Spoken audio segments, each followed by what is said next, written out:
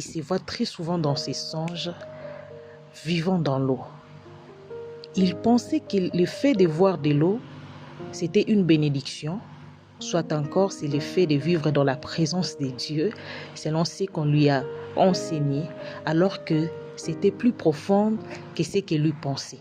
C'était plus avancé que ce qu'il lui croyait. Il ne savait pas que les songes qu'il faisait, c'était en réalité une réalité spirituelle qu'on était en train de lui démontrer, que sa vie était captive quelque part.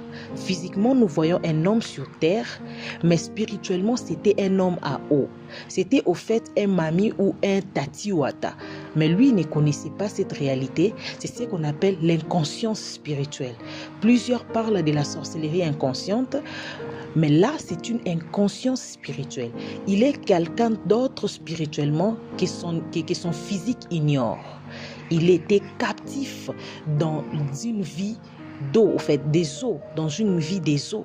C'est pourquoi physiquement, il avait souvent tendance à changer de visage, c'est-à-dire à se métamorphoser à tout moment, soit à devenir beau un moment, devenir laid un moment, et voilà. Mais ce qu'il ne comprenait pas, c'était d'où provenait cette vie, qui l'avait initié dans cette vie. Plusieurs ont été initiés dans des vies obscures dès la conception dans les ventres de leur mère. D'autres ont été initiés alors qu'ils sont déjà adultes, mais ne connaissant comment fonctionne le monde spirituel, ils ont été initiés. Et ne voulant point aussi percer dans le monde de la prière, dans la chrétienté, ils ont été captifs quelque part.